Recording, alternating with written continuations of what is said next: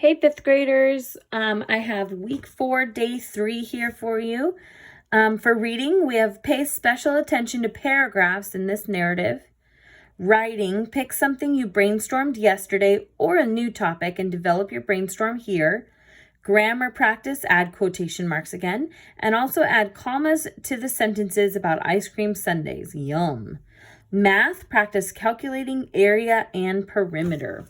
All right, don't forget that you can hop around from subject to subject. I will put the time that I start the subjects in the description of the video. All right, let's start with our reading.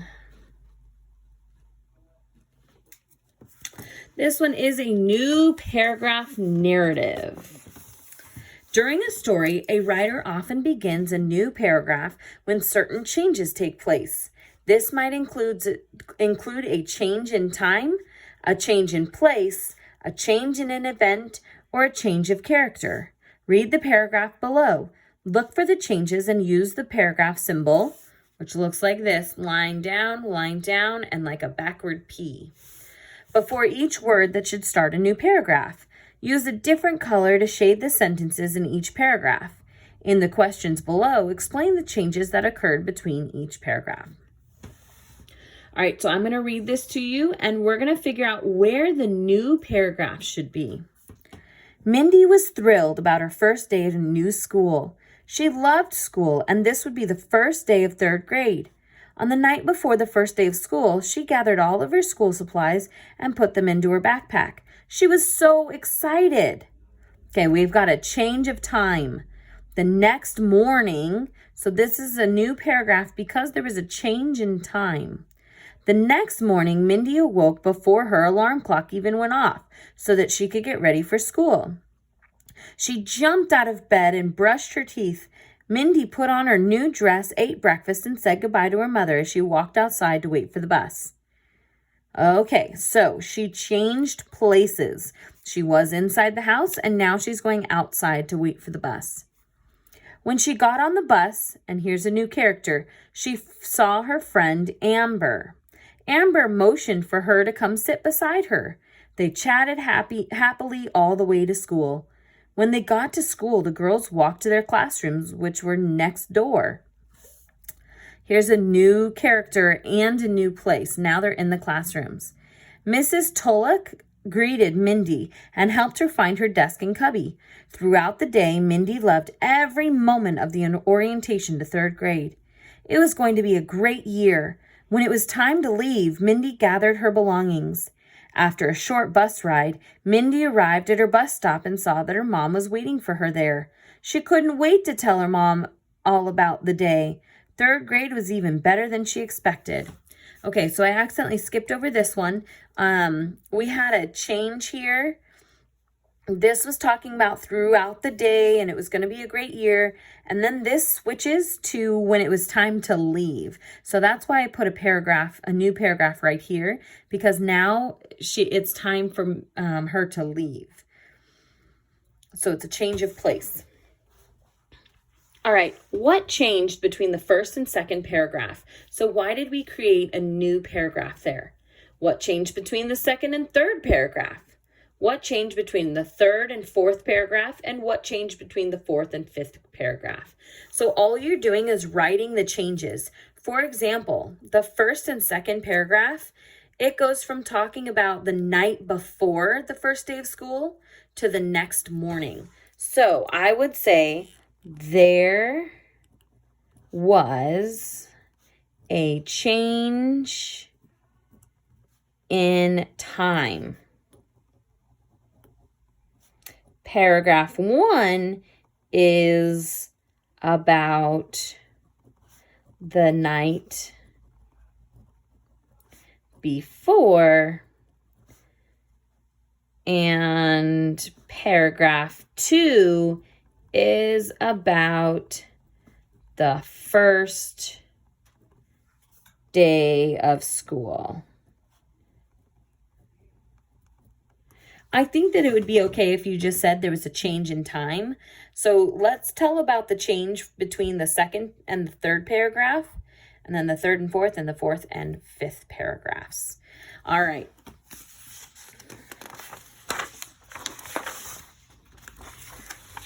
Here is this one, exploding the moment.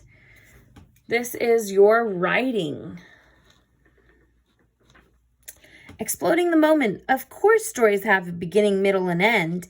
Good writers also know how to slow down the action at just the right times to build suspense and pull the reader into the moment.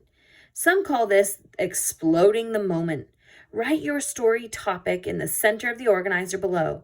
Decide on 3 or 4 moments to slow down the action of your story to include imagery or descriptions that engage the 5 senses. Write these moments in the outer bubbles. Generate ideas for details to include that will slow down the action and pull the reader in.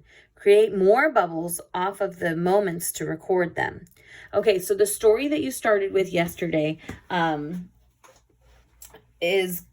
can be part of your story for today. So to slow down the moment, what are you going to do to describe what was happening in that moment to slow it down? Here's narrative structure, pre-writing. Go through this outline of narrative essay and jot down ideas for each section. If you have a story topic, use your topic to fill in the bullet points. This will help you get started by fleshing out your key ideas. Introduce the story. This usually includes setting, main characters and people, theme, and central idea. So come up with those ideas for your pre-writing, for your planning. Body. Write the story slowing down at the juicy parts to explode the moment. Use imagery and inside and outside details. Inside details are thoughts and feelings that characters have, and outside details are descriptions of what is happening. What are some examples of inside details that a character might have? So let's write down some inside details, some thoughts and feelings that the character might have during an exciting point of your story. Wrap it up. Touch back on the theme of the story and give the reader something to connect with or think about. All right. Now we have our grammar. This is our quotation mark page. Look who's talking. Directions. Add punctuation to the sentences below. Quotation marks only go around the talking part. The words that are coming out of a person's mouth. Oh, isn't that what I've been saying the last few days? You need to use a comma to separate the talking part from the non-talking part. The waiter asked, what would you like for dinner? The waiter asked, comma, what would you like for dinner? So you have to separate the part that was not actually said, the words that weren't spoken, from the words that were spoken. So for instance, Jacob said, I'd like a triple fudge sundae, please. Okay, these are the words that he actually said. I'd like a triple fudge sundae, please. Those are the words that came out of Jacob's mouth.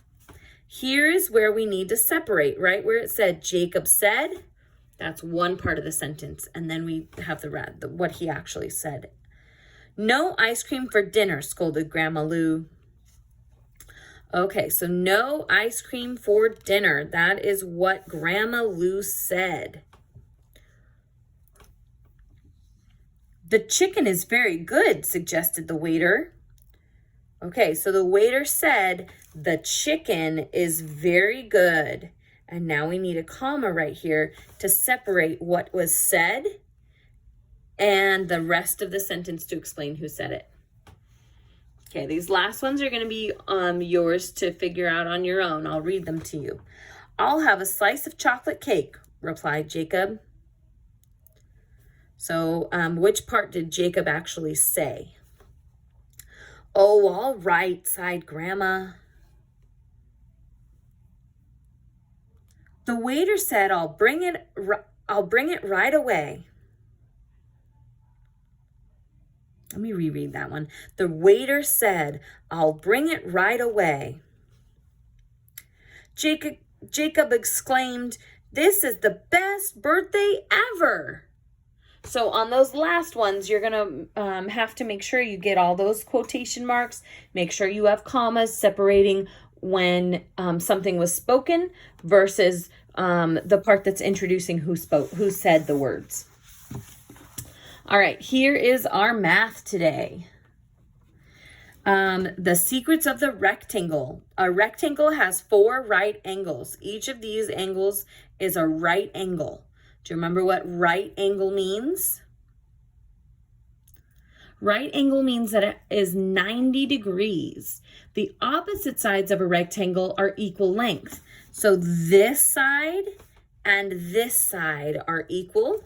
And then this long side and this long side are equal to each other. The sum of all sides equals the perimeter. The sum, what does sum mean? I want you to circle the word sum on your paper and then write the operation that goes with it up above it. Is it addition, subtraction, multiplication, or division? Sum means addition. The area of the triangle equals the height times the width. Times, circle the word times. Of course, you know that that's multiplication. So we're doing the perimeter, box around the perimeter.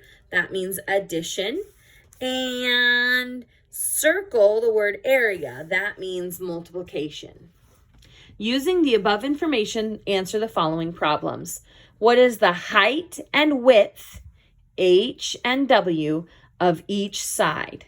So fill in those question marks. Remember that the sides are the same. The opposite sides of the rectangle are the same. So this side would be the same as this side, and this side would be the same as this side. What is the perimeter? Okay, I know it doesn't tell you all of the sides, but you're going to need all of the sides. The sum of all sides equals the perimeter. So you have to be able to tell me what these two sides are and then find the sum. What is the area? The area you're going to need to multiply. So write the area of these two, or this rectangle. You just take these two sides. You do not multiply all 4 sides, only the height and the width. And then here's another one. What is the area? The height and the width. You multiply those together. All right, last page. What do you know about area and perimeter? Find the area and perimeter of the rectangle. So the height is 6 feet and the width is 9 feet. Go ahead and find the area and find the perimeter.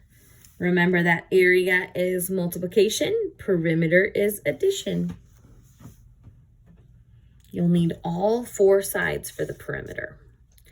All right, let's read this problem right here. Old MacDonald is installing a fence around the field where his cows graze, but he needs to figure out how much fencing to buy. Should he find the area or the perimeter of the field, and why? Okay, the area is everything that covers the inside of this box. That would be the area. The perimeter goes around the outside of the box. The perimeter borders the entire thing. The area is the entire coverage inside. So if he is installing a fence around the field, would he need area or perimeter?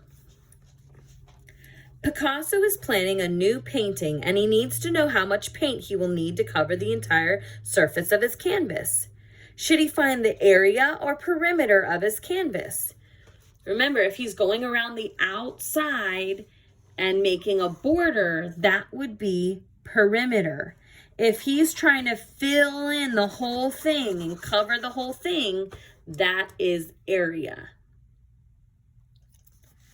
Okay, last question. The U.S. women's soccer team just built a new practice field that is 100 meters long and 67 meters wide. What is the area and perimeter of the new field? If it helps you, you can go ahead and draw a picture of it. Mine is it's gonna have to be sideways. Here we go. So it is 100 meters long. I guess it's not sideways. And 67 meters wide. You're looking for the area and the perimeter based on these dimensions that it gives you. You know that the opposite end is also 67, and you know that this opposite end is also 100. All right, if you have any questions, please let me know. And good luck. Bye.